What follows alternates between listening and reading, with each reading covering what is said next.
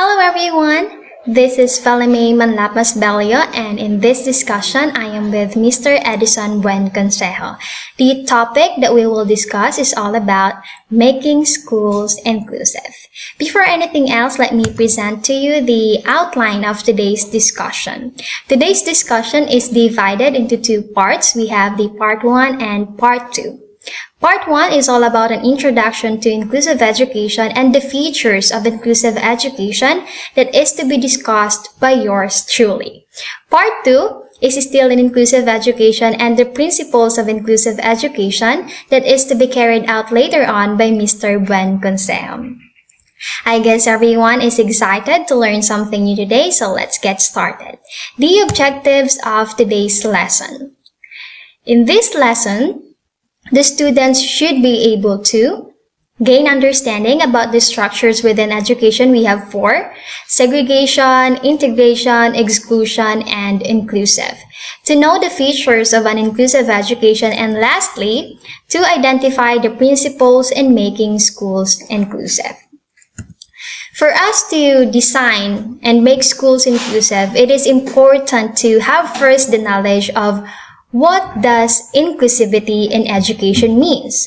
So let us know and differentiate first the structures within education wherein inclusive is one of them. The structures within education, we have the following: segregation, integration, exclusion, and inclusive. We will discuss this one by one, starting off with segregation. In segregation, we have 2 words to remember. These are separate environments. Students learn in separate environments that are designed to respond to their particular needs. As the name suggests, segregation is a structure within education wherein the students are being treated differently based on categorization, meaning the non-disabled or the normal students and the students with disabilities or the SWD are placed in different learning environments. Next, we have integration. In this structure, students are placed in schools or educational settings with their similar age peers, but the physical environment, school culture, and pedagogy remain unchanged. Integration and inclusion in most cases are being confused. But if we take a look at this picture here, in integration or integrated school, it does not apply the actual merging of students in one learning environment.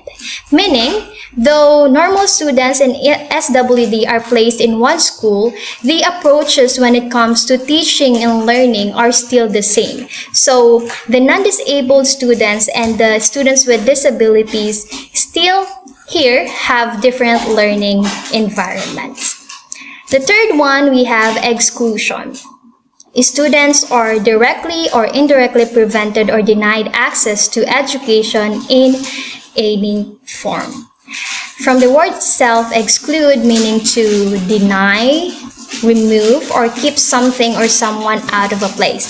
Exclusion or exclusive education refers to the education of students by selective merit or exclusion. It is a mode in education wherein there is a certain education environment that is available for intended students only.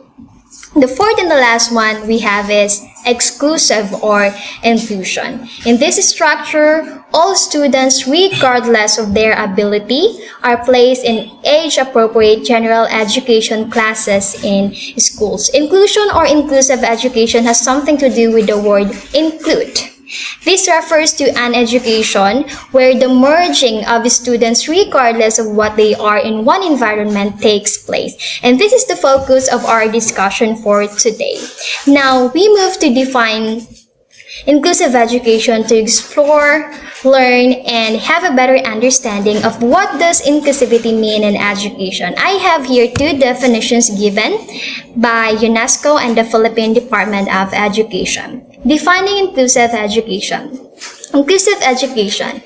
It is a process of addressing and responding to the diversity of needs of all learners through increasing participation in learning, cultures, and communities, and reducing exclusion from education and from within education. The next definition, inclusive education, it embraces the philosophy of accepting all children regardless of race, size, shape, color, ability, or disability, with support from school staff, students, parents, and the community. This is from the Department Order number 72 series of 2009, or the Inclusive Education as a strategy for increasing participation rate of children. Based on the definitions given, we have collected 3 keywords that are attached to inclusive education, and these are diversity, acceptance, and participation. Thus, inclusivity in education means recognizing all the differences, individual uniqueness, and intelligence of the learners regardless of what they are, and that all types of learners are welcome and have the access to general education. Inclusive education is a platform that encourages the participation of everyone, being treated equally, and builds harmonious relationships between and among different individuals as well as the stakeholders of education. We also should note that these structures that we have discussed a while ago do have their advantages and disadvantages. However, it is inclusive education among all these structures that promotes equality and discourages discrimination in any form in education. And we are part of this system. We are in an inclusive education. The Philippine system of education used this structure as stated in the Department Order 72, series of 2009. And we also have the Republic Act 1015-7, or the Education for All, or EFA, and other supporting policies. Talking more about inclusive education. Inclusion in education, we might ask, how is it possible to achieve sets of learning while there are existing differences in the learners themselves? Well, the answer for this question is flexibility. Yes, inclusive education is committed to designing a flexible education that can adapt and adjust to an array of differences, challenges, and situations. This, of course, starts within the education stakeholders, particularly teachers, who are the ones to face these different learners. The use of different strategies or methods are just some of the approaches that can be used in order to achieve effective teaching and learning in inclusive education. To do so, what should we look for in an inclusive education? Let me present to you the 9 key features of inclusive education by Madame Lian. She is a member of the Inclusive Education Planning Team in the US. 9 key features of inclusive education. Number 1, we have strong leadership. SWD thrive in schools where the leadership ensures they are valued and disability is viewed as natural part of human diversity. As future teachers, we have this duty to guide, facilitate, and lead students. We should be role models in promoting inclusivity in education, giving as well as teaching the students to create a warm environment that ensures that every student, not just the SWD, are welcome, that everyone is welcome. All of them can learn and develop. Number 2, we have the natural proportion. The students should be spread out in natural proportions in classrooms rather than clustered together. This simply means that in inclusive education, everything is done in a process of naturalization and proportion and not by categorization. It is a way of letting all the students, the non-disabled and disabled ones, to interact with each other, to be grouped naturally and proportionally in a classroom, such as in doing group activities. Number 3, we have assistance. Support for students with disabilities needs to come from teachers rather than assistants. By any means, in inclusive education, All of the learners, including the SWD, should have direct instruction and assistance from a teacher rather than a hired assistant. Why? Because a teacher is trained in the field of teaching compared to an assistant. So a teacher knows well how to handle a class. Another one is to solve the problem on dependency or the reliance of SWD to their assistants. In this way, the concept of independent learning is strengthened. The one-on-one support system is or will only be used if and only if it is absolutely necessary. The fourth one, we have planning time. All teachers should have co-planning time to ensure SWD have adequate and appropriate support.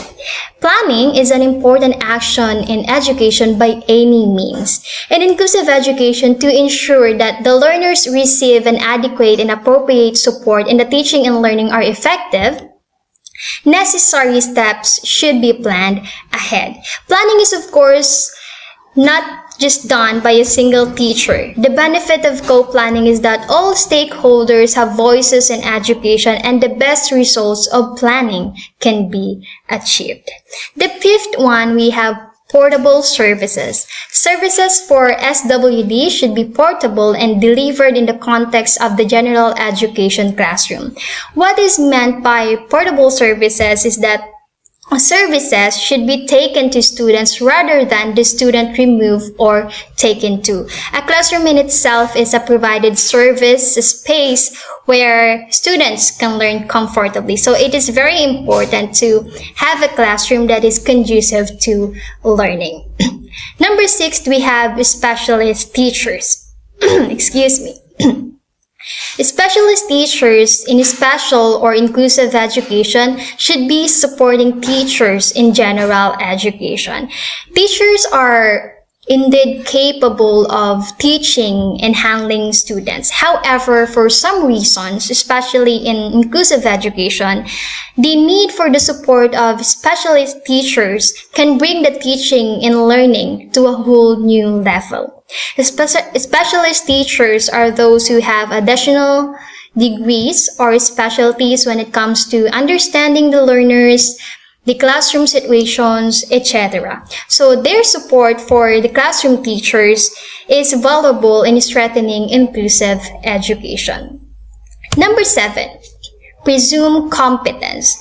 There are no prerequisite skills needed for inclusive education. Simply put, this is viewed as all students are capable of acquiring knowledge, skills, and on becoming competent individuals. There are no prior requirements for them to be placed in inclusive education. All of them can learn, all of them are capable.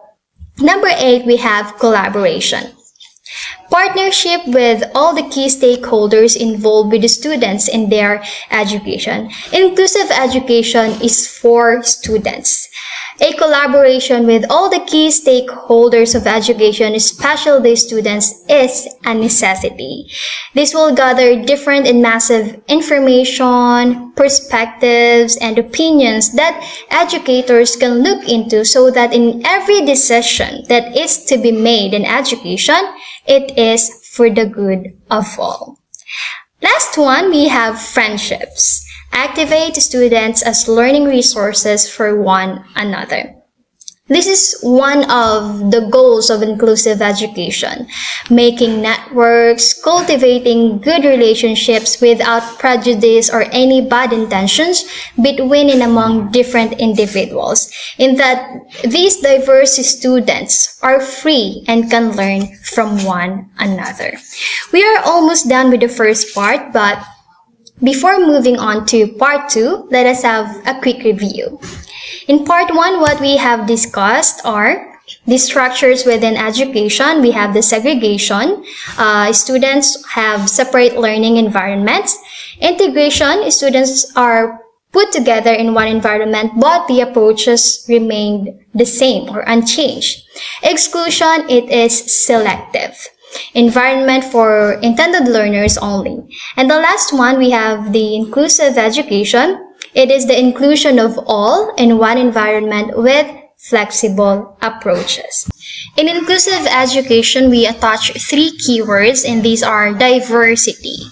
Inclusivity in education means recognizing individual differences. Acceptance. These differences are welcome in inclusive education. And the last one is participation. Inclusive education encourages the engagement or the participation of the diverse learners. And the last one is the key features of inclusive education. We have 9 key features of inclusive education, and these are the following. Strong leadership. As future teachers, we should be role models in promoting inclusivity in education to ensure that every student is valued and welcome in accessing inclusive education. The natural proportion, this is to avoid categorization in a classroom. The need for direct instruction or assistance from a teacher. The benefit of co-planning time. Providing portable services, the support of specialist teachers to the classroom teachers that can bring the teaching and learning in inclusive education to a whole new level. Presumed competence. There is no prerequisite skills needed for the learners to be placed in an inclusive education. Number 8 is collaboration, and the last one is all about friendships. Inclusive education is all about making networks, cultivating good relationships between and among different or diverse individuals. There, we are done with the first part of the discussion on the topic about making schools inclusive. Part 2 is still in inclusive education and the principles of inclusive education that will be delivered to you by Mr. Buenconseo. Thank you for being with me in the part 1 of the discussion. I hope you've learned something. Stay tuned.